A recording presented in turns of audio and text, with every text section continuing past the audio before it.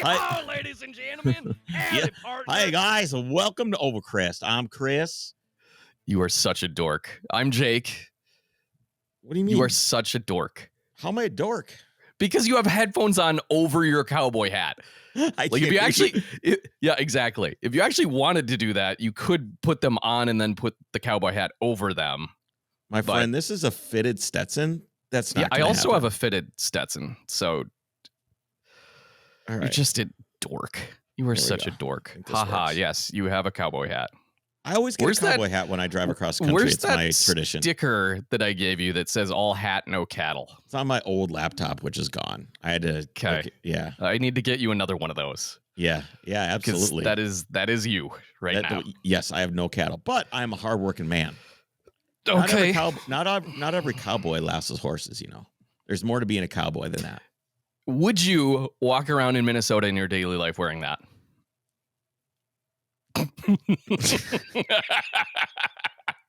My point exactly. No, I don't. I'll wear my other one, my black one, which is more of a city hat. I'll wear that. Oh, that's a city hat, he says. Yes. It's the open road. It was worn by presidents, and it's more of an urban hat. It's just not quite. This is a cowboy hat. And I'll have you know, I went to the hat shop in Colorado.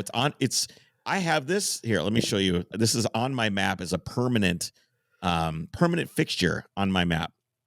You know, you can set like favorites on Google Maps or whatever. Sure. Yeah. If I zoom out, there's only like two things. I was like, where are you trying to show this? Yeah. Okay. I see. What's a green one of dot them? and a blue dot. One of them is the dispensary, which has the gummies my wife likes, and the other one is this? It's high country Western wear. Okay. Yep. And I bought 3 steps. That's a cool looking building. Wait, what town is that? Denver. Oh, just like, okay. Well, it's just outside of Denver anyway. Yeah. Anyway, so I'll have you know that there's 5 or 6 women that work at this store. And I recruited them. I know where this is to going. help me pick a hat. So there's no way that your opinion on this hat matters. When I had the hat is fine. The hat is fine. I look good. The girls said I look good. We tried on different hats, and Chris 6 McClure. girls at the hold on. 6 girls at the Cowboy store said this is the best hat for me. The Cowboy store where you buy cowboys. What? The hat is not the problem. The fact is you're the one wearing the hat, Chris. That's the problem. Okay. It's going back on. All right. I'm just I can hear you. This is just your excuse not to hear me, so you don't even have to counter yourself. Well, you're much quieter, which is something that I think everybody would appreciate. Yeah, I also realized when I said howdy at the beginning that is way blown out. So sorry everyone for your speakers. That may or may not actually be functioning. That's now. All right. Chris, you're back from an adventure. I am. Yeah, I can't hear you at all. This won't work. I'm gonna have to sacrifice my cowboy hood for my my sales and service hat. And just go from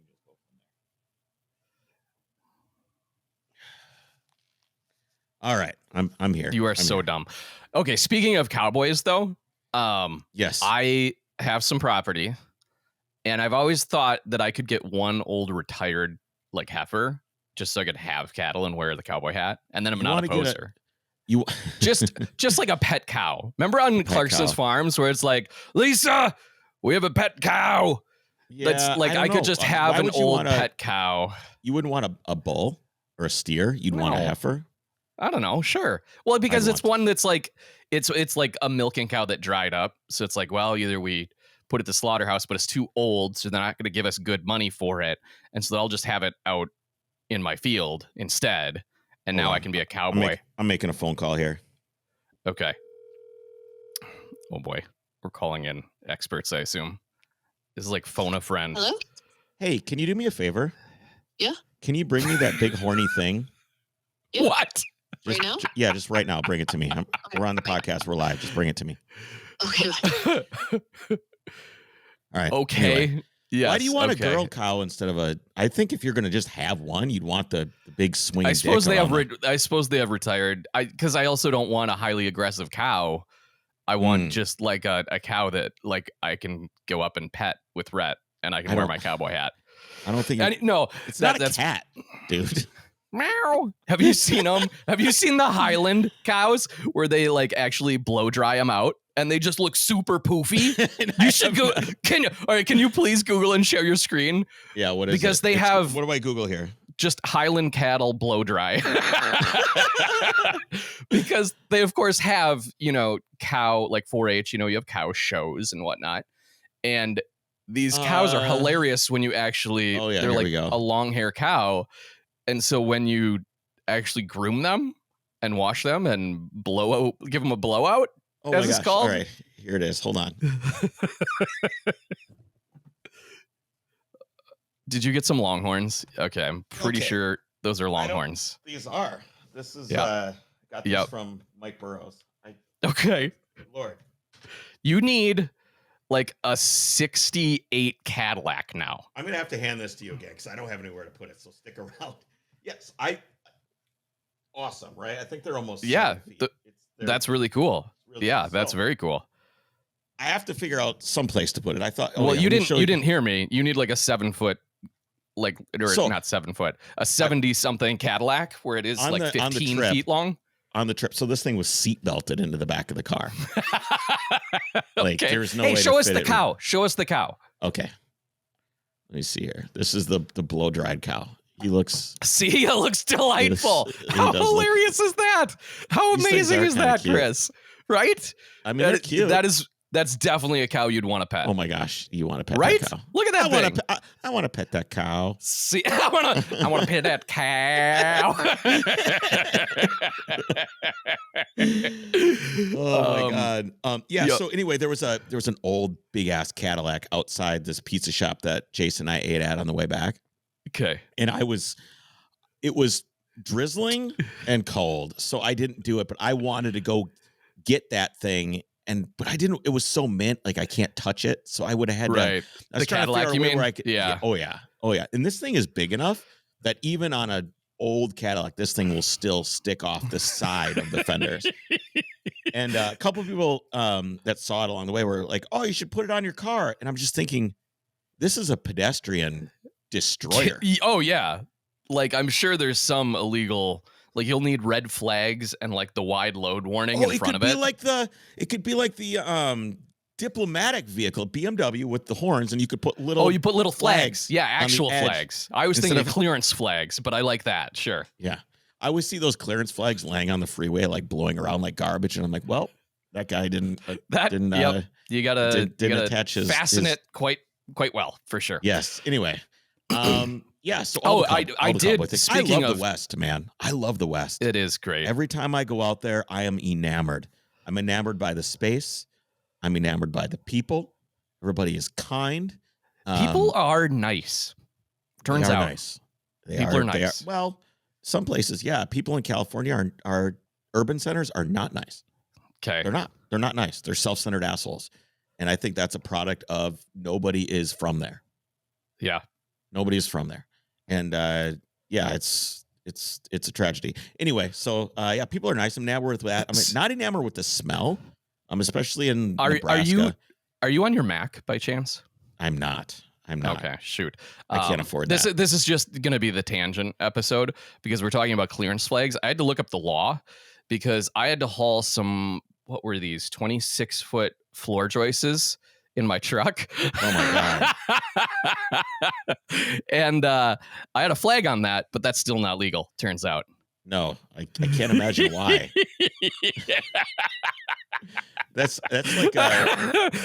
like a Final Destination trailer right there. That just reminded me of that when you're talking about clearance flags. Okay, you love the West. You were going out for an Overcrest project. Can't you also share your screen? Can't you just share screen? I could have. Yeah, I can do that, but that's a lot of work. You'd rather send it to me so I have to share it and like create an extra step. Got it. Yeah. Makes sense. 100%. Yeah, so I flew out there out to California. I was gone for 12 days. 12 days. And that actually got cut short based on what I had to do. God, it was a really long time to be away. It was by the time I got home, I was driving across the expanse of Nebraska fantasizing about hugging my family. It Yeah, was Nebraska sucks. No, it doesn't. Nebraska's amazing. Driving on the freeway in Nebraska sucks. No, it doesn't. Why does it suck? Because it's Explain nothing to me but why fields driving and across the straight. freeway in Nebraska sucks. Okay, it's not as bad as I guess. I mean, Iowa's pretty bad too. Why? Except when you get into the river area, because it's boring, Chris. That's why. Is it boring? It's boring. It's 'Cause you boring can't- because 'cause you there's can't nothing deal to with look yourself? at. No, okay. Driving is serious about great, this. and there's a lot. I know you're playing devil's advocate, etc. No, I'm not. But I'm not. okay, I'm okay. serious about this. For most people, except for you, because you've decided that you're going to argue about this, I they would think- consider here's a driving chart. straight through the middle of nowhere with nothing much to look at. That's, I think, the problem. There's Here's the nothing much problem. to look at. The amount That's of boring. boredom you experience in Nebraska is directly correlated to your IQ. The lower your IQ gets, the more boring Nebraska becomes. That is not true at all, because I feel like if anyone had IQ, they wouldn't necessarily be living in Nebraska. So it's kind of the counterintuitive. I think people truly can't live in their own minds anymore. I think that they know don't what you know mean. how. I think that they can't deal with not having constant input. I love driving across Nebraska. I love it. So I like driving in general. We've talked about this because it is a No, meditation. you don't. Every time we plan a trip or anything like that, you find a way to wriggle out of it. You want to do the fun part, but you don't ever want to drive there. You don't ever want to drive home. No, why would I waste that time? You were just talking about you wanted Why to is it hug your wasted family time? and be home. Sure, of course, but that doesn't mean that the time spent there isn't valuable. You're too caught up It's in not the valuable. in what's at the end. There's nothing productive being done when you're driving across Nebraska. Of course there is. Can't you What? like being with yourself and thinking and philosophizing? Okay, Is that a word? Sure. No, it's not. What? Okay, the concept of opportunity cost, then, right? Sure, So what are you that's going to do when you get home? meditating or whatever. You going but to I'd much rather- drive your skid steer around? Yeah, I had to fix the tire yesterday on that. But yes, there's a bunch of crap to be done, Chris. There's always stuff to be doing. Yes. I think time alone. So there's a difference, and I actually had this concept pushed off to a different episode, but we can tackle it now since it's right here. Okay. There's one of the things that I love about driving on curvy, twisty roads, and especially like I was thinking about this when I was out in Arkansas, is the flow state that you can get into. Yes. Right. Yep. It is a flow engagement. state, and you engage, and you just kind of get in. You become, it's cliche, but you become one with the machine that you're working with. It becomes an extension of you, and you kind of lose track of time, right? You kind of lose that sense of time, and you become just meditative. Right. You start to meditate. It is impossible to do that when you're driving on a road like you are in Nebraska. There is no flow state. However, there is I don't know if there's like a term for it or not, but it's almost like the opposite of it. I become so disconnected from the experience that I'm allowed to be in my own head and swim around in the pool of my mind and the ideas that I have. And it allows me to conversate with myself, which I don't think I know there's people out there that have no inner dialogue, and you're fucking weirdos. I get it. But I'm just laughing at all the different words that you made up in inner space. I'm making up words all the time. I'm a certified good writer. So my editor told me I'm allowed to certified good writer. Yes. Yeah. Not great. Yes. Yeah. my editor, when he edited my book, he's like, a lot of your words in your book are made up. They don't exist. He's a big editor, paid him a lot of money. He knows what he's doing.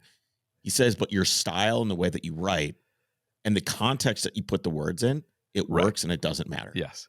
So that is very true. I'll say in writing. But when you're using conversate in the conversation, then you just sound like an idiot. Yeah, that's fine. I love to talk to myself in my head. It helps me work through things. It helps me. Do you answer back?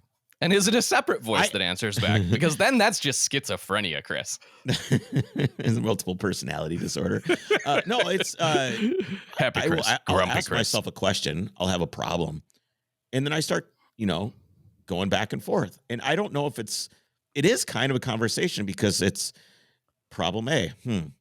all right, well, this is that. And then you come back and go, well, no, it's this. And, you know, I pull these threads out of my mind, and it helps me a lot. And what I'm interested in, because you're talking about your inner voice. You're making a lot of light of this, which is fine. I think it's funny too, and it is humorous because it's I know ridiculous. what you're getting at, but because it is very good to be able to take time to reflect and to meditate and to, like, that's what prayer, a lot of prayer, what they said was actually good for, is it's taking the time to reflect on things, right? Mhm. Self-reflection. It's being present with yourself and being self-aware, which I don't know that it's meditation. I think it's more than that. I think why is it meditation not is meditation? Meditation is, I think a lot of meditation is considered clearing your mind. That's true. And becoming just, This is processing. This is the opposite of that. This is, and I like to with, say it's defragmentation. Yeah, I do like that term too. But I think it is a lot of clutter self-reflection. Yeah, oh yeah. There's a lot of clutter in our minds. There's a lot of things that we think about and we do that don't matter. And yes, when you can take yourself away from all those things, and I want to write an article about this. I have the title already. It's the case for the straight road. Yeah. Right. It's the case for the straight road. It's why, and I think you could probably, you know, Jess goes running, right? And she's always listening to podcasts or music, whatever. I said, hey, why don't you go running and just leave your phone at home? Why don't you go running and just be in your own head? And I think people truly struggle with being in their own head because they have to face a lot of demons. They have to face, maybe they have to even face the fact that they're maybe just not that interesting. And that's not an insult. That's just okay. You know? So yeah, a couple of things. With exercise, I feel like a lot of what you're doing is distracting yourself from the physical discomfort. And so that's why a lot of people motivate themselves with like a running playlist and everything else, right? I'm sure. So that's because exercising sucks. Right. So I think the I hate it. self-reflection is not necessarily good paired with exercise or anything else. But I do think people generally do this self-reflection that you're talking about at different points or with different activities than you may think of or understand. Oh, I'm sure. My thought is like you never. When's the last time you took a family vacation to somewhere in the beach and just like sat at the beach and relaxed? Last year. Did you? Where'd you go? Yeah, we go to the beach all the time. Where? Last summer. Here. This is the land of 10,000 lakes. Yeah, but Jake. that's not Lakes the vacation. I'm talking like you go down to Florida or you go somewhere and like you stay on the beach and you're at a resort or something. And a lot of people sit in the sun and suntan and think. They're not reading. They're not listening to music. They're not doing anything. Sure. They're staring at an ocean, which doesn't do anything except waves come in. And so that I think is a very like, that's what people quote unquote think is relaxing. Like that's why it's the typical stereotype in like the Corona commercials, you know, where it's just like the waves crashing in and there's no music, there's nothing going on. Because that's generally, I think, when people think of this Zen or this like, I'm able to think and process. So just because I don't know if it's the same. I think the traversal is what makes it different. Because you're moving forward, and I think there's probably like a psychological tie between moving forward and actually moving at a high rate of speed and going somewhere and what you're able to do in your mind. You know, I think there's got to be something subconscious there that triggers you to solve problems. What I will say is because I used to, before COVID, just like a lot of other people, commute, and some of the stupid rush hours would take over an hour, 2 hours, 2.5 hours in the snowstorm. And I remember sitting there, and as you're thinking about things, and especially as I'm sure you can, you know, relate to, you come up with an epiphany or something important or a realization, right? Yeah. And what you, at least for me, because I'm visual, I will, when I go back to remember what the setting was or where I was driving when I came up with that, or that's how I'll remember it. And so I do think there's something to your fact of going forward and having a slightly changing landscape that does help you maybe process or at least remember some of those thoughts and reflections. Why do you think that people do not find vacuous space and nothing interesting? I think negative space is incredibly interesting. When I drive through Nebraska, okay, there's not much there, but no, I you don't find what's there interesting. No, you don't. You are able to find or use that lack of interesting or that lack of, what would they call, the lack of, just variety, you're able to use that to focus on either inner things or things that you wouldn't otherwise notice because there's too many interesting things otherwise.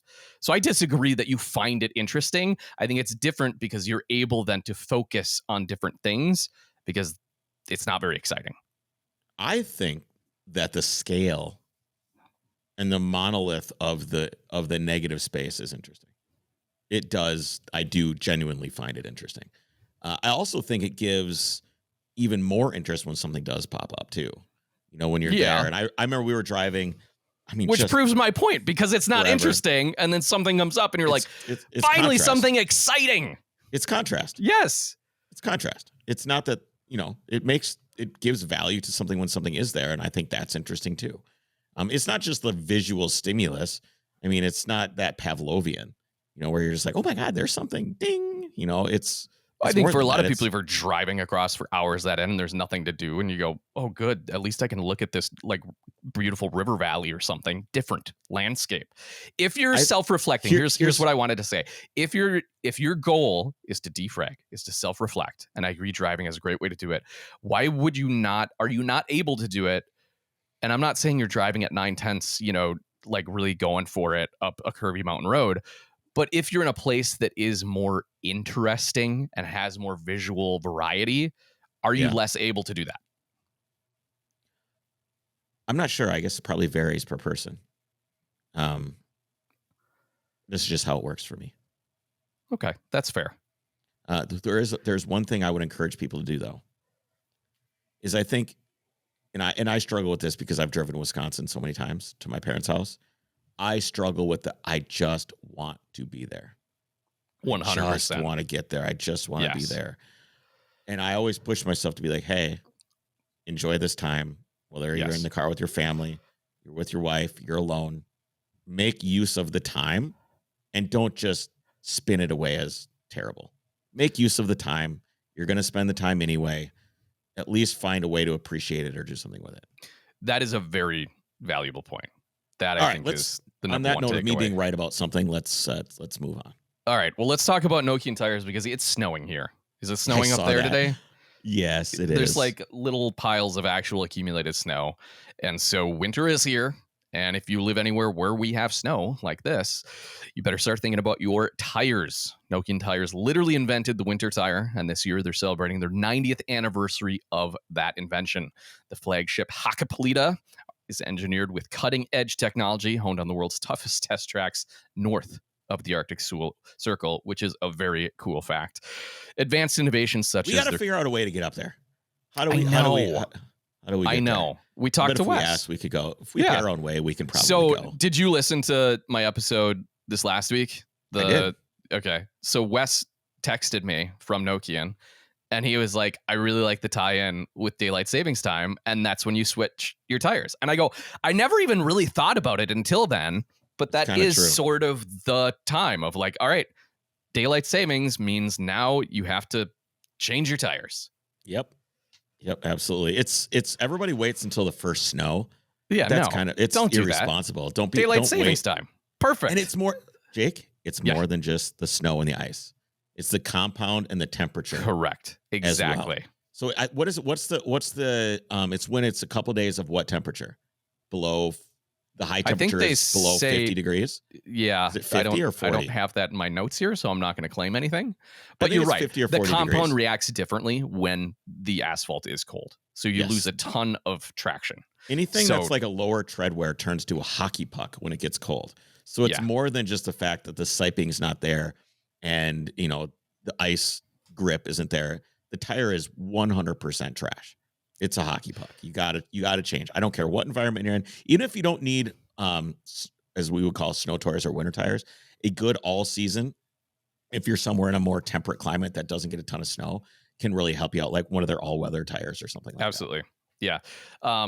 Talking more a little bit about their advanced innovations, Aramid sidewalls, which is basically bulletproof. They're bulletproof tires. As we talked about in a shootout, just get behind your Nokians. You will be fine.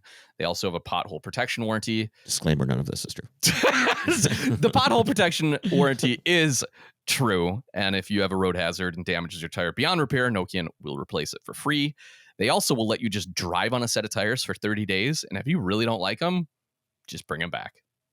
You won't. 30-day If it guarantee. snows and you drive on the tires, you will never do that. It is such a market difference.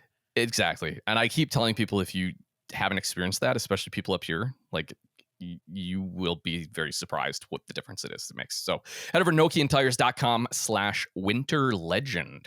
Check them out. Yes. Do we want to keep going on the self-reflection bit? No, I'm done. I don't want to be. That's sort of 25 minutes of pontification, which I think it's important. But anyway, so I flew out.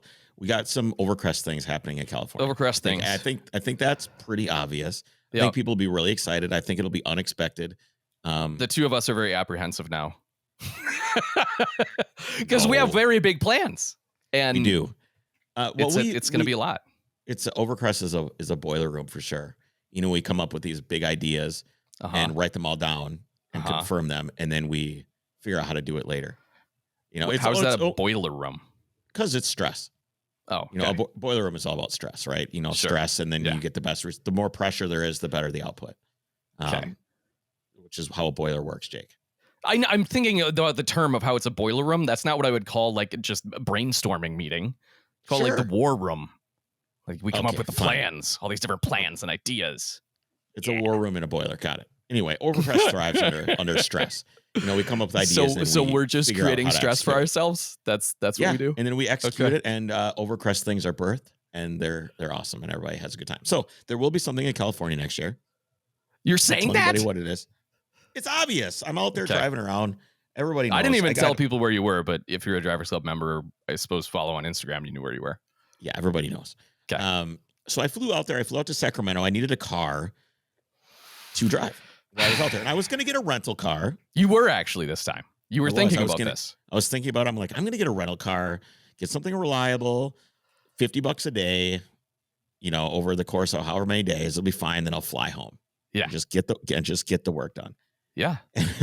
And then I'm just like, I can't. That's so lame. I just couldn't do it. It sounded boring. So I put the call out of like, hey. Have you ever rented a Turo? Like, you realize that's an option too. You get a more exciting car via Turo. Yeah, I don't know. They always have warped brakes and they always have problems and they're always junk. And every Turo I've ever rented has been a pile of shit. So not interested. So that's unfortunate. Put a call out on Instagram of, hey, I'm going to the Bay Area. I'm looking for a car.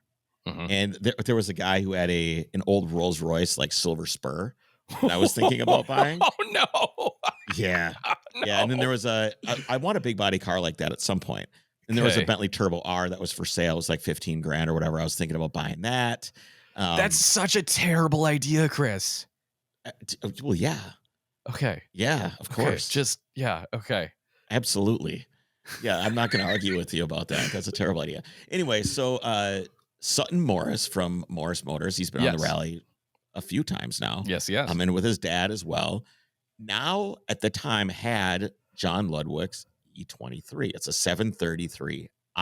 How did that car pass hands? Like, it was... He drove it on... Well, I don't know the details on because I know it was John's car. It was he John's drove it car, on a rally. They built it at Morris.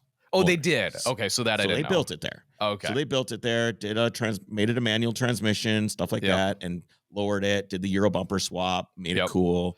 It's got ground controls with conies. Nice. So it's all set up on suspension. Handles fantastic, by the way. It feels as big as it is, but it's not a hindrance. What year is that one? 1982. 82. Okay. 1982. And I'm going to put a mark here. I'm going to throw some pictures of the car up so everybody can see. Yeah, there what it looks like. I don't feel like doing it right now. So it's Ludwig built the car with Sutton for his YouTube channel, and you can go check that out. Google E23 or 730 or 3i and Ludwig garage, and you can find it. The cool episodes. And they did all kinds of work on the car. It's got I think an oxblood red interior. Ooh, so it's a silver car with a red interior, which is, I've never had a car with a red interior before. I've always wanted one. So that was a tick in the right direction. And I knew that it had been kind of sorted out because it had been on the Utah Redux Rally this spring. Right. And then Sutton had driven it in Arkansas until he broke the oil pan. and then it got That's right. Okay. Yeah. Now it's and then coming I think it got U-Haul trailer back home. By the So it way, had yes. you talked about how this thing handled really well, but you can feel the weight. Yeah. Just to put it in perspective, this weighs the same, if not maybe a little less, than your Golf R that you have at home. Wow. They're both right around 3,300 pounds. Does that say more about the BMW or more about the Golf? Definitely more about the Golf. Or just like any Right. new car in general. Like it's hard to get any I car wonder under. what the Haldex system weighs though, because it's all-wheel drive. Right. Yeah, much but is just that? it's not that heavy. It's a 32 smaller. years later, a Golf now weighs more than a 7 Series did. Correct. I just That wanted to put does- that in perspective for you. You know, here's another crazy thing: is I parked that thing next to a i7 at the BMW dealership. Oh, Guess yeah, which yeah. was big? Guess which is bigger? Is the i7 bigger? They're the same size. Okay.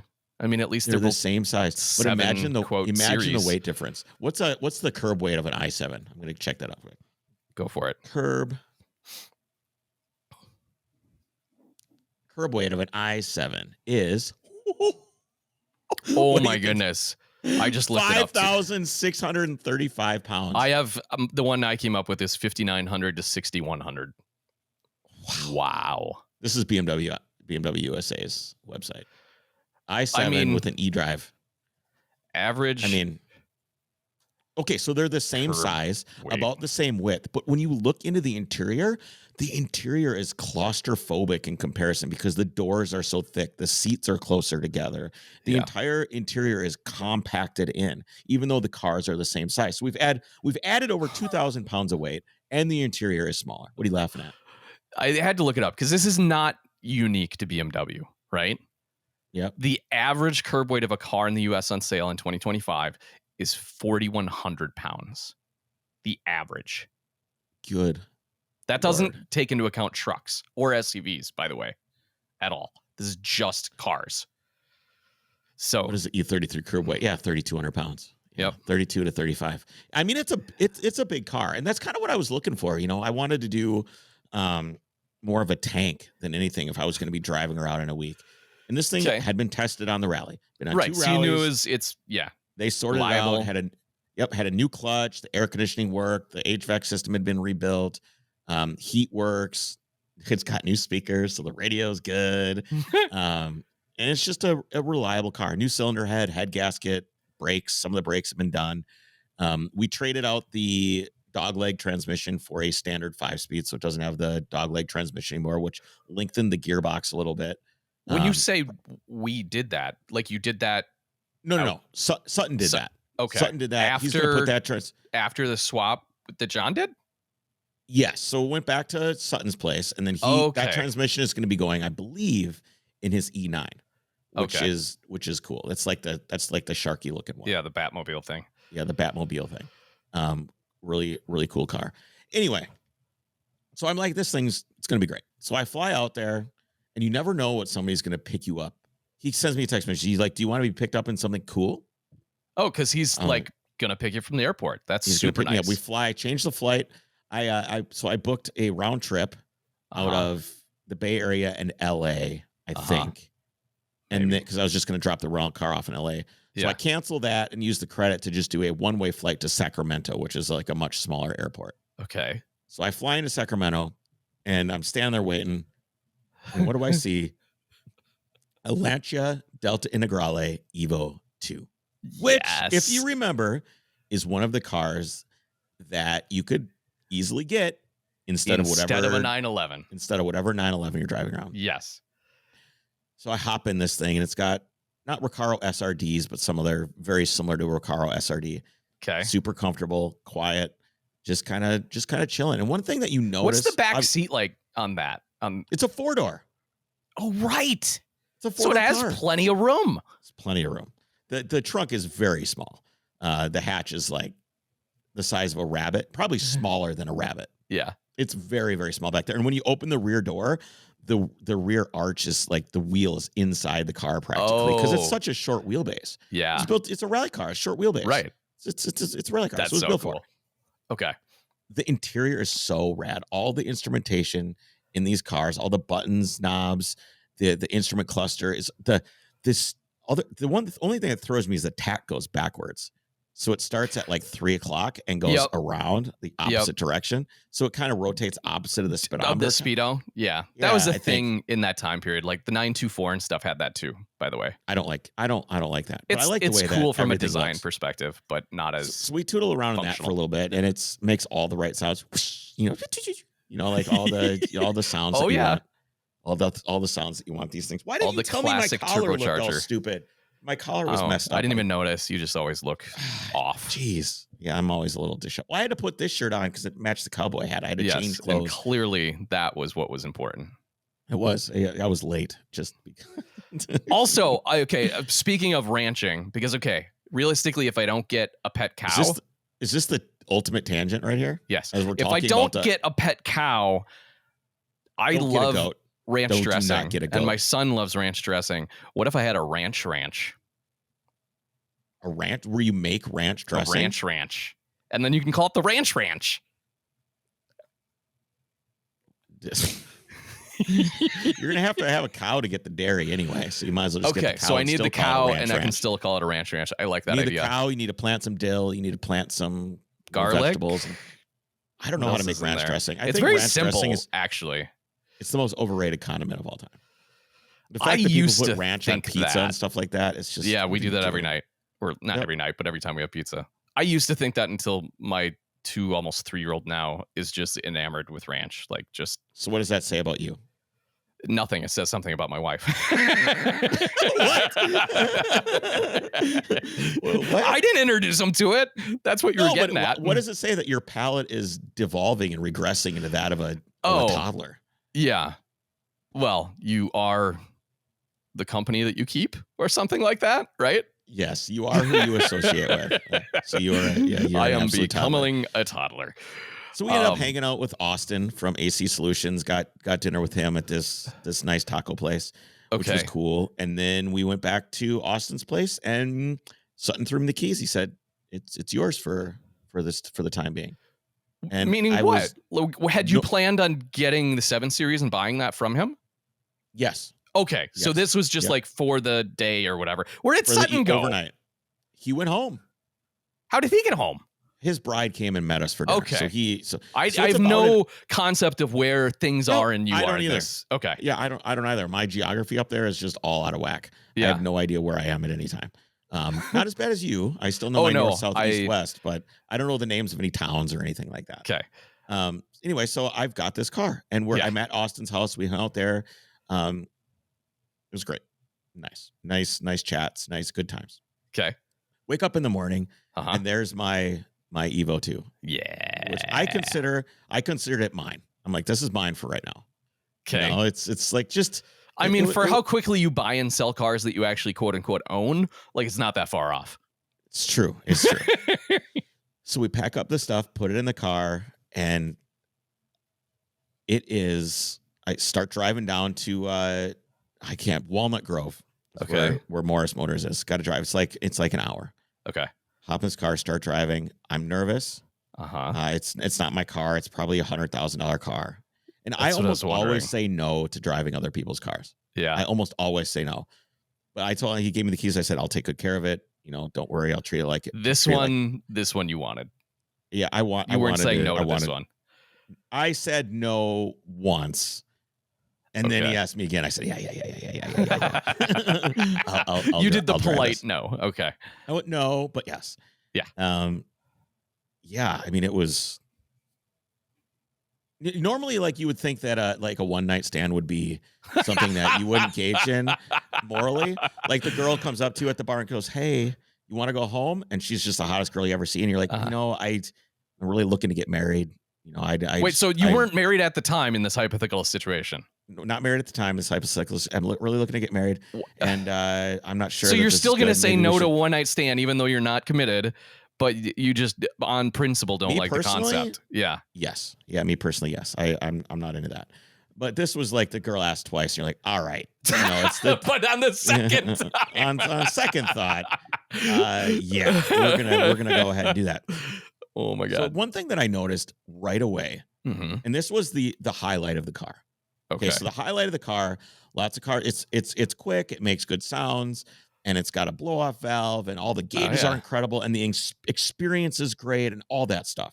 Okay. But the biggest thing that I have a problem with cars that are set up in an aggressive way, or especially short wheelbase cars, is they feel nervous. Oh, yeah. They feel very, very nervous. I equate it to like a fighter jet. Like they always say a fighter jet is super unstable in the air. It's just all the computers that keep it going. But it's so it can be like so maneuverable, right? Same thing with something like this. This thing was direct, and the steering ratio was quick, and the braking was incredible, and nothing felt nervous. It was a short wheelbase rally car that for the first time didn't feel nervous. It was an absolute joy to drive. I remember pulling off this on-ramp. I treated it well, but I gave it a little bit of foot, you know, and I'm coming off all the ramps in California, like these weird S ramps. So I come off this S ramp, and I'm just loving it, man. I'm just like, and it still has this great throttle response, even though it's a turbo. So I'm in third. It's top of third, whoosh, go down, just wrap the throttle, rev it up to 4,000 RPMs, dump it into second gear, drop the clutch, and I hear a thwappity thwap. And I go, what did we sound like? We ran over something. Okay. Like, what was that sound? And I'm like, I don't know what it is. So then I'm pulling up to the light where I'd rev match to stop at the stoplight, pull up the light, stop, and I'm like, wonder what that is. We should pull over and have a look. And the second I go to turn left, I'm like, oh, I have no power steering. Oh, well, that's what it was. It threw the belt. It threw the or the serpentine belt. This is a serpentine belt car, which is pretty crazy for the time period. You think early 90s, late 80s, having a serpentine belt is a little strange. Most cars had V-belts and stuff. Volkswagens had V-belts and stuff back then. Yeah. I think the Volkswagen got a serpentine belt with the VR6, didn't it? Yes. Yeah, that's a serpentine belt car for sure. Right. So is an ABA. An 8-valve. I don't think it's that uncommon. So like 93, 94, 95 serpentine belt started. So this was a little ahead of its time. It's 93 is when the Evo 2 came out. Is it really? Yeah. I thought they were a little earlier than that. No, the Evo 1. Okay. All right. Well, anyway, serpentine belt, chewed it up. Okay. Took one of the ribs, got torn off, and I yanked it out of there. And I'm looking at it, and I'm like, holy shit, this is got to be the tightest engine compartment. No. That's what I was wondering. Ever. Okay. And I mean this because it's a short wheelbase car. It is 10 pounds of shit in a 2-pound bag. Intercooler, oil cooler, engine, turbo. Yeah, there's a lot piping, going on in there. Drive belt. It is extremely difficult. Yes. To work on it. I'm looking at it and I'm seeing how to get this belt snaked in there. And I can see it. I can see how it must be done. It's got to come in from the underside. You got to loosen up this tensioner thing and feed it through. And I called Sutton. I said, You're like, hey, yeah, I see how this works. Not going to do it. So I call him up. I go, hey, my name's Kris. I'm a Lancia owner. I'm experiencing my first taste of Lancia ownership. I've broken down. And I'm just thinking to myself, this is what Lancia ownership must be like. Yeah. You got the real deal. The full taste. The full experience. Exactly. Yep, got the full experience. So it was broken down more than I was able to drive it, which seems accurate for what it's like to actually own one of those, from what I can understand. This is not the only malfunction that you had. That's it. But it just took, but it took a while. But I was on the side of the road. I was half an hour away. You had to drive up there. Got it. And then when we drove back, I didn't drive it back just because, I don't know. We put the serpentine belt back on. And how hard was it for him to do? It took probably, it was him and his tech, and it took them probably, I think it was Tony. I hope I'm not wrong on that. It took them about 45 minutes to an hour to do it. Yeah. It was turned out like the tensioner was a little bit loose or something. The motor's fresh. They just built it. It's like he's driving it as it's being shaken down. Got it. It's being shaken down. Yeah. I'm looking at an image of that engine bay, and yeah, there's not much. Is it on the battery side? So like on the passenger side is where the belt is? Yeah. Yeah, there's not much room there. There's no room anywhere. No, not there's at all. There's no room. I'll mark this clip too because I got a picture of the engine. I'll throw it in there for you guys. So if you're watching, you can see it. So that was magnanimously the end of my my Delta Lancia ownership romance. But when I was driving it earlier, I told myself I would 100% rather drive this than my 911. Even after the breakdown, or is that just because it's different? This was before. Okay, yeah. And that's what I was trying to think myself. And this was thoughts I was having in Nebraska. This is what you do. Yeah. Dear Kris, do you actually want an Evo? What do you want? One of these? Do you want an Integrale? That's other that's part what of me. you're saying. Okay, I thought it looked like you were reading something there. No, this is me thinking to myself. Okay, got it. And the answer is it comes down to the answer is no. I think that the 911 experience is so unique, and I'm talking aside from the money. Like if I was going to go buy a car now, I would not buy a 911. I would buy something else. But I've already got it, so I don't want to rehash this whole argument. Iconic. Go back and listen to that if you want to listen to the ranting and raving about all this. I would not choose that car over my 911. Okay. The driving experience of the 911 is so unique that it cannot be replicated. Yeah. It cannot be replicated. I feel like there are other cars that are probably close to this car. Like maybe like a Audi Quattro, perhaps. Sure. Or a Rally Golf. There's all these kind of hot hatch or short wheelbase all-wheel drive cars. There's all kinds of things that you could do. I mean, not you all could get a kinds, Celica GTS. No, there's plenty. I'm sure we could. Maybe that's if what we do. You're specifically homologation car, that is a shorter list. It's a shorter list. Yeah, it's not an infinite list like many other models. It's not like you're buying. I just want a hatchback where they made zillions. It's not replicable, but it's associable. Like you can associate these other cars with the driving experience, and the 911 experience is so unique that I think. Yeah. Still, I'm going to keep mine. Plus, that thing, I'm looking at working on it, and I just went, holy shit. Yes. What a nightmare this is to work on. What a nightmare. I love the simplicity of an air-cooled early motor. Yes, like, that's what's so great about those cars, too, is just how simple they are. Yep. So we got back to the shop, and I saw the 7 Series for the first time. There it was. Well, not the first time. I've seen it a couple other times, too. And I'm like, yep, there it is. And the first thing I do is I look at the wheels and I go, yeah, I think we're going to get rid of those wheels. I don't think we're going to keep those because as always, the wheels are the most identifying facet of a car, and right? You told me, it's not a knock on, John or anyone else, but it is such a personal choice that it didn't seem like your car because those were wheels that someone else chose. It's like if you bought a pair of pants from someone secondhand and it came with their belt. Sure. You wouldn't want to wear their belt. You want to get your own belt with your own buckle and your own style. Because it's not a factory wheel. It's not like it came like that. So someone else had modified it, and so now it's their modification, to their taste, not yours. And I'm like, well, I want to do something to make it unique. So we wandered around the shop and found the Pininfarina BBS wheels, which are Is it not Pininfarina? I can't even spell it. I have no idea. Some Italian nonsense. I don't know. They're the heaviest wheel in a 16 that I think I've ever picked up. Oh, really? Cool. And it's still like a cast wheel 2-piece. Yeah. But it's a BBS wheel. It's got a BBS front valance. Yeah. And it should have BBS wheels. So those were kicking around. So it's iconic, like ironic that you came from, an Italian car and now you're going to pick a somewhat Italian. Yeah, I didn't even think wheel. of that. Like that's really what it was. I didn't figure that ridiculously removed. Speaking of Italian cars, I wanted to look. I just looked. FCP Euro does not carry parts for Lancia. I was hanging out with Mike at Stanksworth's, and I was like, I wonder if they carry any Ferrari F40 parts. The answer is no. Yeah, they do not have Italian stuff. But let's take a moment to talk about FCP Euro, online retailer of OE, OEM, genuine aftermarket performance parts for European cars.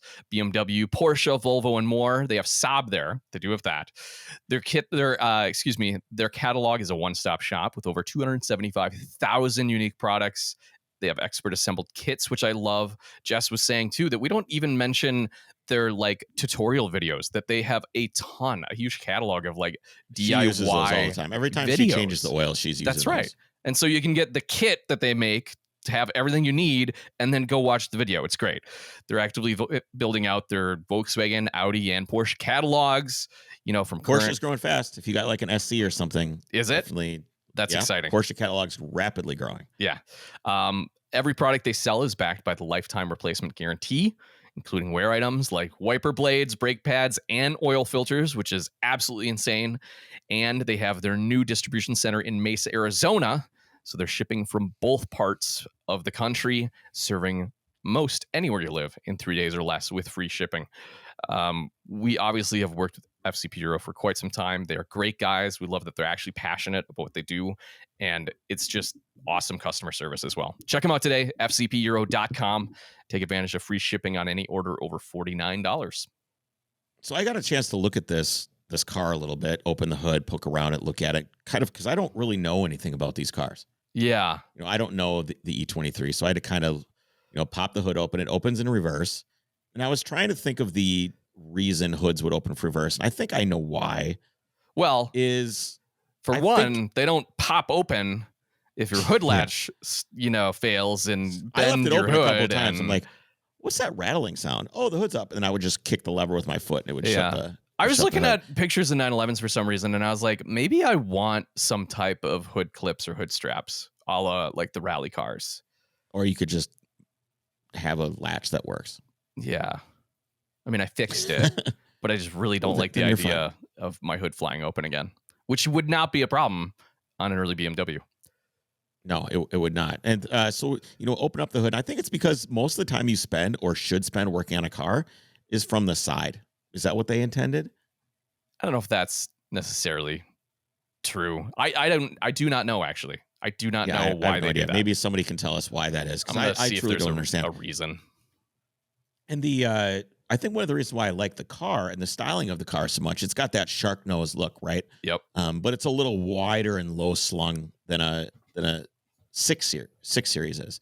But it was designed by Paul Brock, who is the same guy that designed my 114.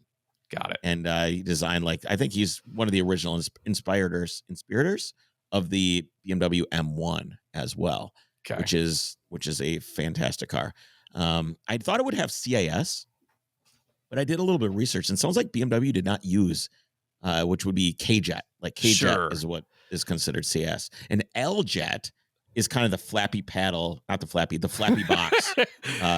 It doesn't have a MAF. Like a MAF has like a little sensor in it that measures the air going by. Yeah, this literally has the barn door. It has a barn door with a dampener on it. How much it swings open. Measures the air. But it has oxygen sensor, has lambda, has regular the injectors as you would know it today. Yep. They look the same. Yeah. Like a 914 would have had this. Well, this is if you're talking barn. So this is the barn door. Yes. Yeah. So this is the 944 turbo that I have, and all 944s. Yeah. 944 turbo had it. Yeah. A Corrado has it. Yep. Some Golfs had it. I believe some Cabriolets would have had it. And then, of course, after that, we went to like OBD and everything like that. But I was trying to think of what the goals were for each of these companies, because Mercedes did not use this. Mercedes used CIS. Right. They did not use L-Jet. They used K-Jet. Right. I was trying to figure out why, because technically CIS is probably cheaper to implement, and they're both luxury cars. And I think it's because, if I had to guess, the CIS is more reliable. There's less electronics. Think of the period of time, Jake, where it's like this new fancy, you're right. And an L-Jetronic is not necessarily known for its it's not simple, reliable. It's not. CIS is still very much mechanical. Better. Yes, it's very mechanical. Yeah, the Ultra is and think electronic. of it at the time, right? It's the mid 70s, right, or the late 70s, and this is the newest, fanciest thing. BMW. When I look at the car, so like a W116, which I had for a little while, that was that 280S or whatever it was that I had for a little while. That big red car. Is that ringing a bell? The red car, yeah. What about the red car? That was what would have been in competition with this E23. Got it. Yes. Or a W126, which came slightly afterward. I know you're not super familiar with these numbers, but that was the big body cars. Having experienced both, I feel like the BMW, this is the first time I've ever said this, but I feel like the BMW build quality and the features that you got on the BMW far superior to the Mercedes. Interesting. I think, like, if you think of like the door closing mentality. Well, okay, hold on. That 280 that you had, that was what year was that car? I don't know, 77 or something like that. And this was a 82. There's a crossover. These two cars did exist at the same period of time. I'm just saying, like, that was the outgoing model. This is the new. Even the 126, even the W126 is still, they're similar in a lot of ways. Yeah. But just like the layout of the gauges and the layout of radio, buttons, everything. It is supposed to be the driver's car. That's what BMW the ultimate driving machine. Yes. Yeah. It's what it was. It's what it used to be. It's what it no longer is. Which, by the way, the hood opens from the front in theory because it's improved headroom when working in the engine bay, as well as improved lighting from above. Yeah, but Mercedes nailed that with the hood that goes straight up and down. Right. I know. So I don't know. No, I don't know if there's actually. Anyway, so everything worked on the car, so I wasn't really too worried about it. And it technically will get better fuel economy than a CIS car. Technically could be better for performance.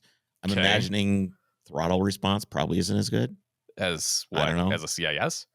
Yeah, because it's more probably the same. Because they both have the flapping door in front of it. You know what I mean? Well, Ferrari used CIS. Yeah.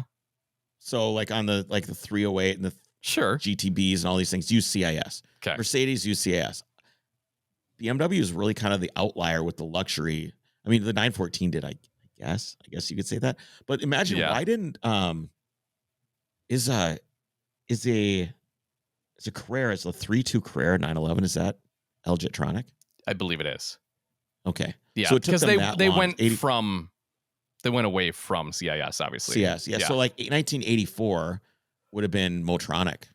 Yeah. They waited.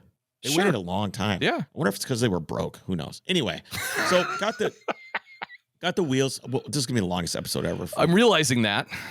That's okay. So I got the wheels put on the car. We had like a tire fiasco. Okay. The tires that were on the wheels that were on the car were showing the cords. Ooh. So that's the other 225 reason you're like, these are gotta go. Yeah, we gotta do something. We gotta do something. So 225, 50, 16. All right, what have we got? We have another set of wheels over here. That's 215 with 225 in the rear. You know what? Fine. Throw those tires on. Okay. Get those tires. Go down to the local tire shop. They're too old. They won't do it. So one of Sutton's guys, they were kind of assholes about it too. Okay. They were no tires. Too old. Okay, dude. Whatever. Go fuck yourself. Can I pay cash? No cash. No cash. It's rules. It's rules. I'm like, dude, what are you doing? Screwing me over. I'm sure they're used to litigious-minded people. In Walnut Grove, a town of 4? No. I don't know. No, I don't know why. I can speculate, but anyway, so we took the tires. One of Sutton's guys took the tires, went somewhere else. We went to get lunch and came back, put the tires on, started driving, said goodbye to Sutton, started driving down to basically LA. Yep. And did Overcrest things all along the way, which you think you know, but you don't. You don't know? You think you know. Everybody listening is like, oh, I think I know it. No, you don't know. Oh, I thought you meant the area. Got the new. No, they think they know what Overcrest is doing, is what I mean. And they don't know. They think they know, but they don't know. Do they know, Jake? Do you know? I know. Do you know? Do you know? Do you know? I don't even know. Well, certainly I do. No, nobody knows. Who's to say? Who's to say? So we start driving, and you get about 5 yards on the tires, and I go, well, these are not round. They are okay. Yeah, they're old. They're very old tires, but they're not as old as the other one. The cords aren't showing, so I'm like, all right, we'll go with it. Get down into the Monterey area. Do they roll out? Do tires, like, if it's flat spotted and they're old and hard, the more you use them, but like if that will happen on some things. If you flat spot a tire. You're talking about if it sits in the garage for too long. Right. This is just old and they're not round anymore. Okay. They've been so abused or cupped or feathered or whatever. They're just not. They are not circles. They are not circles. And of course it's pulling to the right now. Mm-hmm. And Sutton's like, yeah, I had it aligned. I'm like, okay. You're like, well, it's got to be the tires. Yeah. Different brand front to rear. Or same brand, different model of tire front to rear. Yeah. Also not ideal. And at this point, I'm like, I got to go. I got work to do. Okay. I got to move on. Okay. Start driving, get down to Monterey. We're hanging out there doing stuff. And I just go, I can't deal with this anymore. So I go over to Costco. I'm like, how much is a set of tires? There's some Michelin tire or something like that. I called up Nokian, but there's just no way to get what I needed in time and all this stuff. Sure. Anyway, so I go into Costco. They've got some Michelin all seasons. I'm like, great, let's do it. Yep. They're like, that'll be $1,000 or $1,100 installed. Yep. And I just go, nope. Yeah. Nope, not doing that. Not for that just, car. I can't. No, I just can't do it. So then I drive my eggs back to the motel, and I'm like, actually, I'm lying. I figured this out at Costco. Okay. Sometimes I get ahead of myself in the story. That's all right. I'm walking around when we're trying to figure out what kind of beef jerky we need. Ah, yes. These are the important Costco's things. got a lot of beef jerky, a lot of snacks, lots of peanuts. Okay. So we're like loading up on meat and nuts. And I'm looking on I'm looking on Facebook Marketplace for tires, and I see Michelin 225 50 16 for $300. Okay. They're 5 years old. Okay. And they are like new. Awesome. I sent him a message. I'm like, can you install these today? And he goes, it's 11 o'clock. Okay. This is in Temecula. I don't know what town this T something. It's in a town. Is it's it 2 hours away? The way you're supposed to be going? Absolutely not. Absolutely not. I'm stuck in this area for a few days anyway, and it's Sunday. Okay. Which means the things I need to do were not available to me Got anyways. it. Okay. So it was a day off. So I'm like, can you install these today? And he says, well, I'm going to church at 1. And I look at my watch, and or at 2. I look at my watch, it's like 11:10. I said, I can be there by 2. And I'm making these times up. I don't remember exactly. Right. But I had 2 hours. I had 2 hours to drive 2 hours. Yeah. And like 2 hours and 10 minutes. I'm like, I will be there. 100%. Give me the address. I'm already driving towards this town. Got it. Waiting for his response of whether he's going to do this or not. Okay. I thought you were still I'm already on the way. I thought you were already still deciding on beef jerky. I was like, you better get a move on. I took the beef jerky. I set it on the nearest shelf of. Oh, and you're like, we got to go. Diapers. We got to go. And I'm like, I'm out of here. Yeah. So I sat down and like not Priorities. even $1.59 hot dog. Gone. I'm gone. I'm out the door. I'm see you later, muchachos. And I'm in the car and I'm driving, and I get the response back. She's like, you need to be here by 2 o'clock. I'm like, I will be there. I will be there. Please don't leave. Gives me the address. So I put the address in, and it makes it more time. It's like an extra 10 minutes because it's on the other side of town. Yep. Dude, I am flying.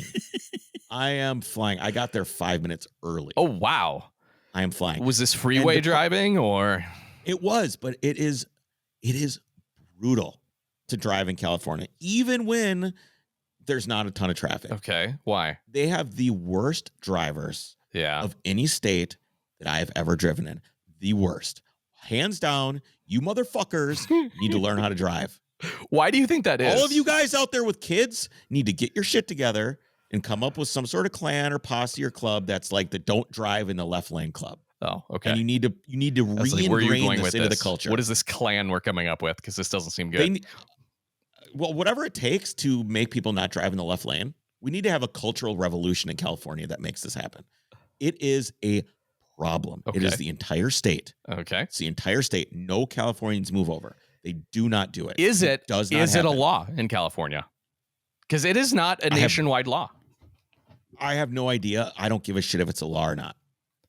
If you don't move over when there's no one around, or you're pacing someone and the guy comes up behind you like, hey, hello. Yeah. They do not move over. Well, most people are too oblivious to even look behind them in their rearview mirror. Believe it or not. Sure. That's because Californians are self-centered assholes. Yes. That's why.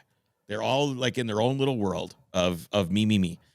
So we could have gotten there even faster. I think what we made up the most time is driving through these 2-lane farm roads out in like in the farmland of eastern, like on the other side of the mountains, basically. Right. You get into these really flat areas where they do tons of farming. Did you look it up? Is it legal? That's what I'm looking at right now.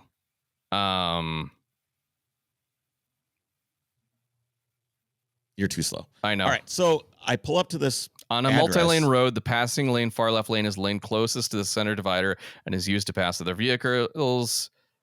However, there's not a specific speed limit saying you can't just drive there. All right. Well, Californians, get your shit together. Yeah.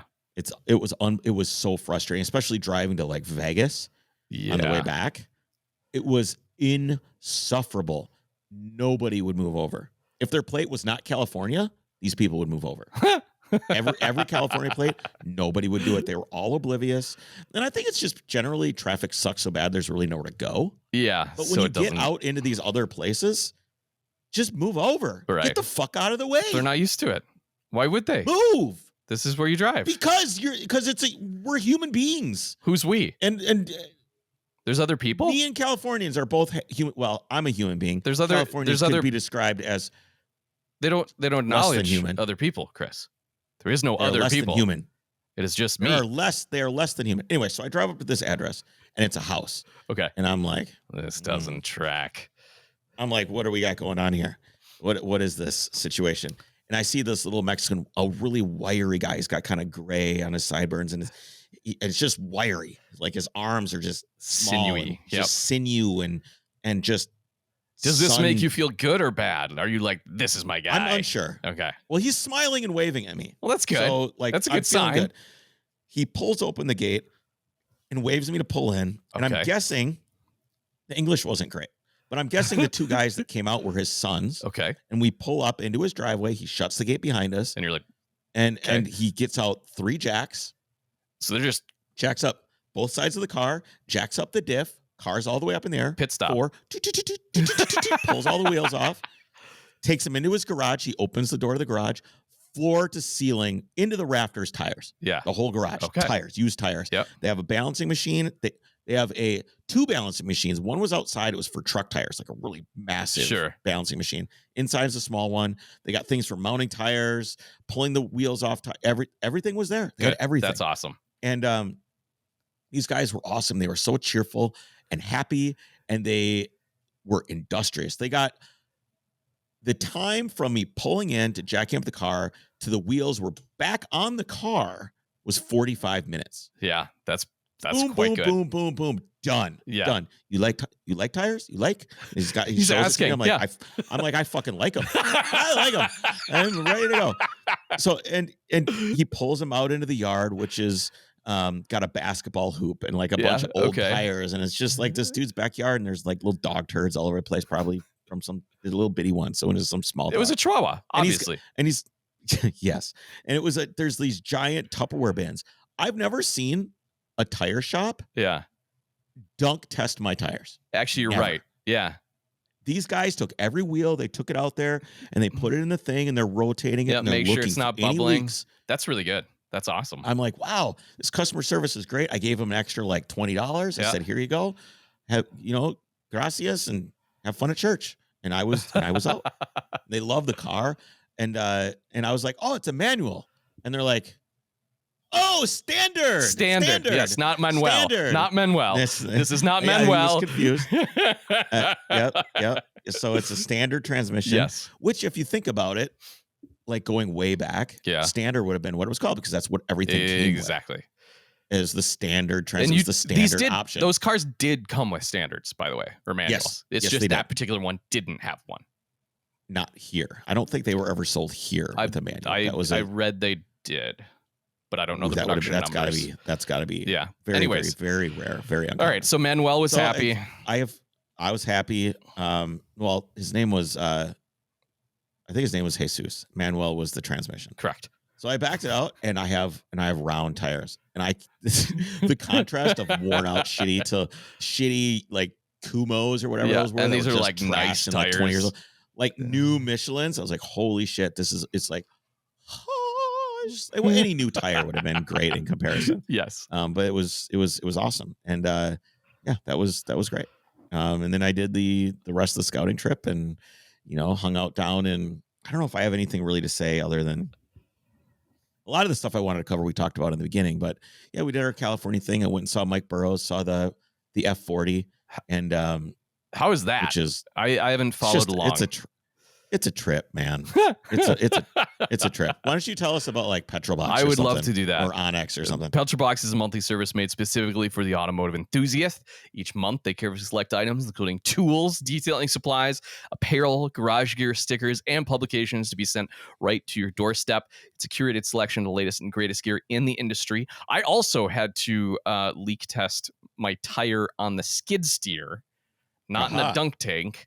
But I did use some Petrobox like glass spray or something. It was something bubbly that I had right there because it's great. Yep. Now I have all this stuff. There's 2 different levels to choose from. Petrobox Basic costs less than $20 a month, while the Petrobox Premium gets you even more gear for $39.95 a month.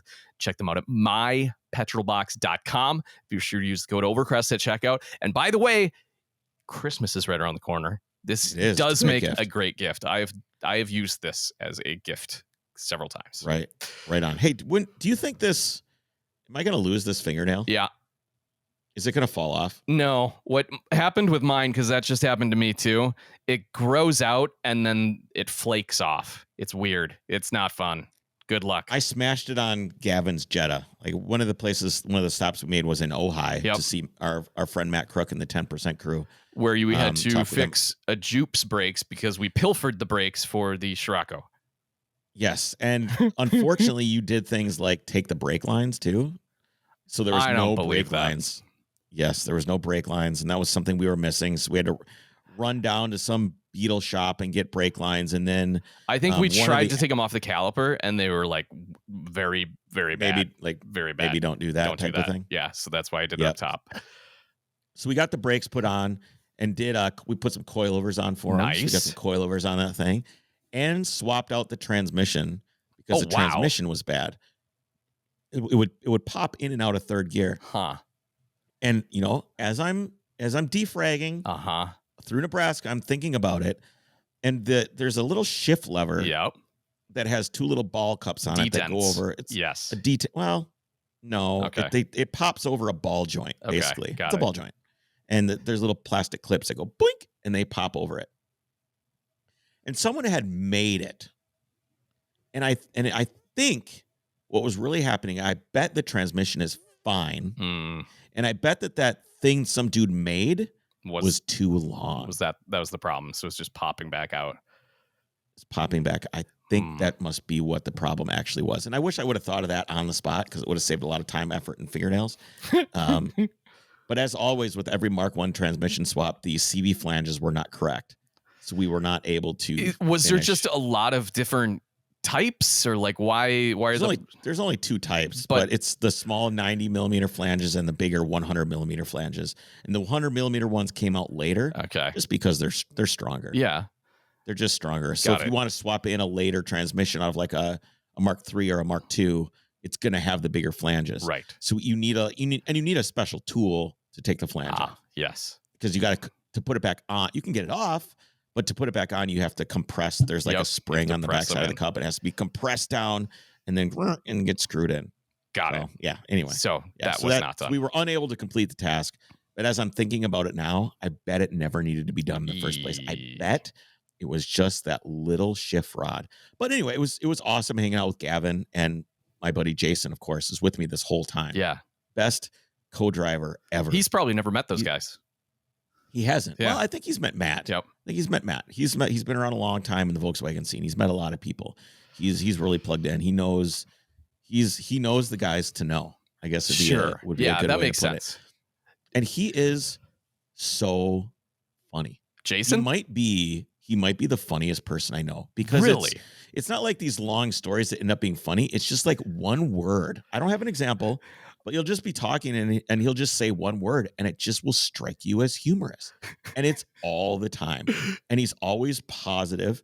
He's never a buzzkill. He seems more quiet than you, which most people are.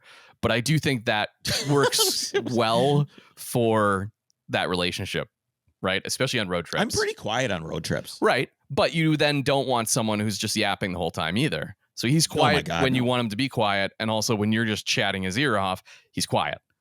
Whereas at least I'll and funny. Tell you you're wrong. He's funny. Plus he's very resourceful. Okay. That's neat. like when we were rolling the fenders in the middle of the desert. And, I read that. Like, it's just got the branch. Speaking of reading things, did you know that I did a blog for every part of this trip for the Overcrest Drivers Club with exclusive photography? I do. And it felt really good to write again. Yeah. I haven't written in a long time. Made up words and all. Made up words and all. So if you want to see that stuff, we're going to try and drop as many exclusives. I understand that a lot of people are in the drivers. I'm not even going to give anything away. Was your Spanish actually good enough to communicate what you did, or did you after the fact say like, oh, this is what I was trying to say in Spanish, so I'm going to write that down? No, everything I said there, I said that. Okay. Like I'm Manuel. Yeah, I know. Yeah. Well, if you want to hear that part of the trip, I'm going to save it for the Drivers Club. You can go read it. You can go to overcrestproductions.com/Drivers Club to support the show, support Overcrest, and get exclusive stuff. I know most people are part of it just because they want to support, but you also get stuff some too. Value. You can get you can get t-shirts. You can get a print from me. We still do that. I don't sell prints anywhere but there. There's also a back catalog the answer is no. of exclusive episodes that are really cool. A lot of history like 30 episodes in there. Yep. 30 episodes awesome. in there. Check it out. It's good stuff. All right. Let's also take a minute, Kris, to talk about Onyx. If you're looking for the best app for navigating your next adventure, look no further than Onyx Off-Road. They have over 750,000 miles of trails and comprehensive offline maps you can explore without worrying about cell service, which a lot of these places don't have, turns out. The app features trail ratings, detailed information. I use the satellite texting thing a few times. That's crazy that they do that now, which is awesome. Yeah. Yeah. Yeah, I sent Jeff a text message being like, does this work? And it works. It is awesome. I sent a text message where I had no service. It's like if you're broken down or something. That's so handy. Incredible. Yeah. Incredible. Yeah. Onyx Off-Road also works offline. They have public and private land boundaries, so where you can legally off-road and camp, plan trips with ease using the route builder and share adventures with friends. They have route tracking, waypoint marking, real-time updates. You'll be equipped for the challenge. Start your next adventure with confidence. Try Onyx Off-Road free for 7 days. Download today. Did you know that I am in the fledgling, and this is something that's been going on for a little while, Overcrest Overland experience? I've heard this, Kris. It's I can't say anything yet, but it's something that we've been thinking about doing for a long time. And, you're constantly being dealt cards. And one just was dealt that I think could make this a little more enticing and interesting. We'll see what happens. Can't say anymore. But is that why you were in California, perchance? You should start. Well, I'm not going to say that because that would rule out one thing or another. You need to. Yes, I was out scouting for an overland expedition in a BMW 7 Series. Perfect. Yes, this makes that's perfect sense. Doing. Love it.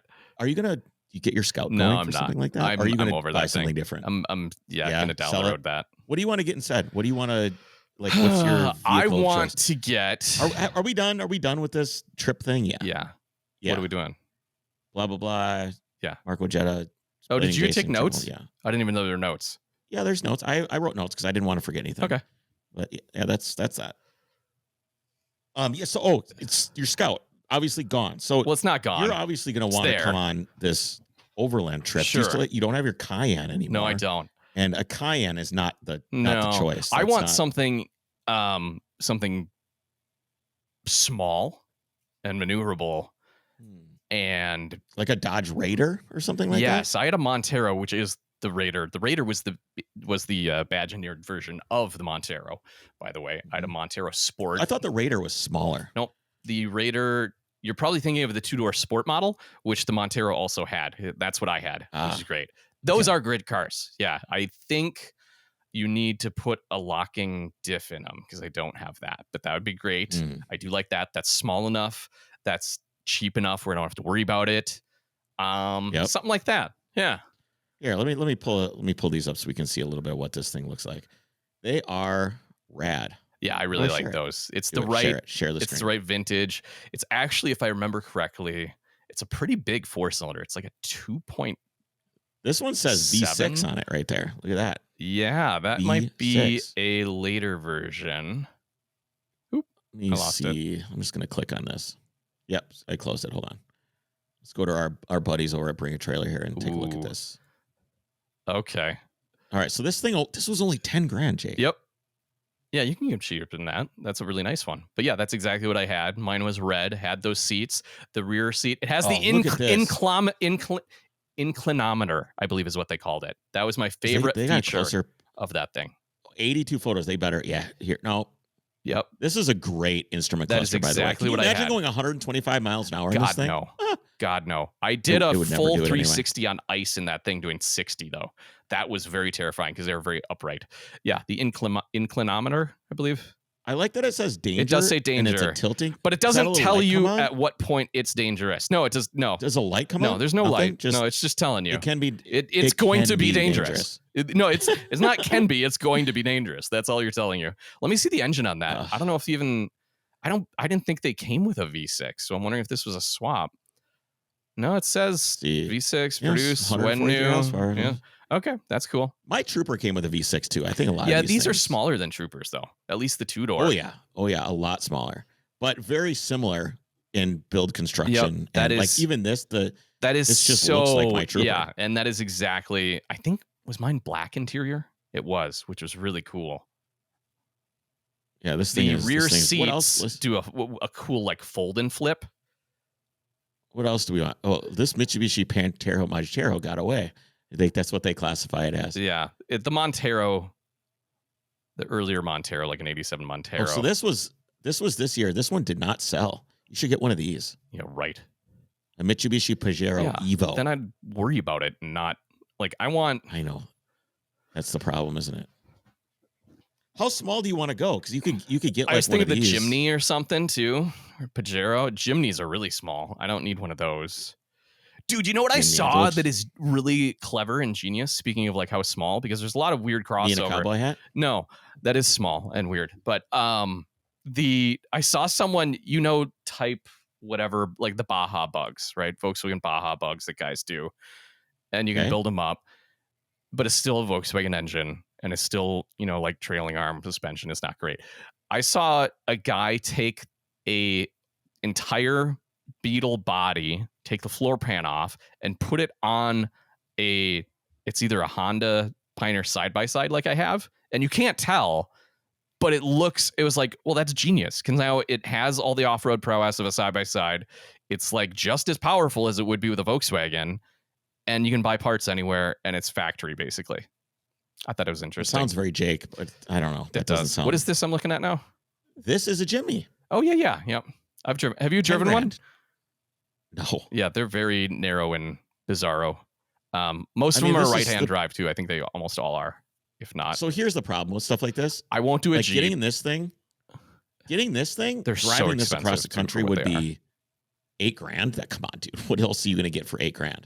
That bid to it didn't sell. This was November 13th. Bid 2. Yeah, it didn't sell, did it? Right, no. Bid 2. What else is there?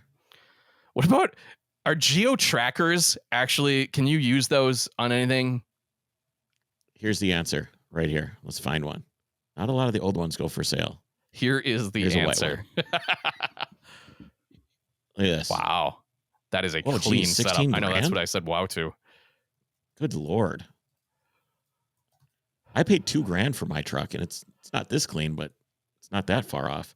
All right, you want to look up what? I'm looking up overlanding in a geo tracker, which I don't know why I like the idea of They this. make TDI swap kits for those. Yeah, this I like the idea of.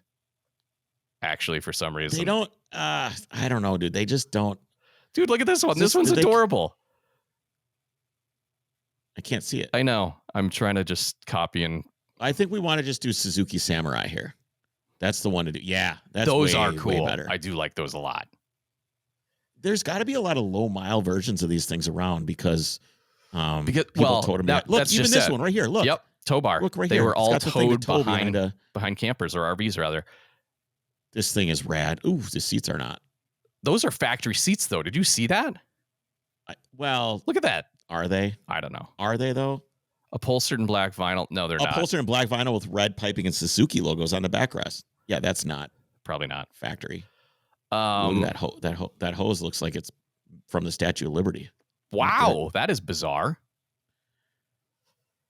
I mean, do these things have? I mean, the interior's It's what you would expect. not as good as a Raider. No, I mean, certainly I think not. Why don't you revisit your roots? Uh-huh. and get a Dodge Raider to do off-road stuff. Okay. Let's find one. Put the word out. Everybody, words out. Jake's getting a Dodge Raider. Wow. I didn't know that. Not a Montero. No. I don't want a Montero. That's lame. Why? We got to get a Dodge Raider. The Montero's the original. I know, Raider. The Raider's cool because it's a better name. It's a Raider. You're going to go to some Lost Arks. All right, guys. That is it for today. What do we got going on next week, Jake? Do you want a history episode? Do you want some news? What do we got? What do you want? I think we're up for news. Let's do news. And then an interview after that. Perfect. And we'll go from there. All right, guys. That's it. We will see you next week. Take care.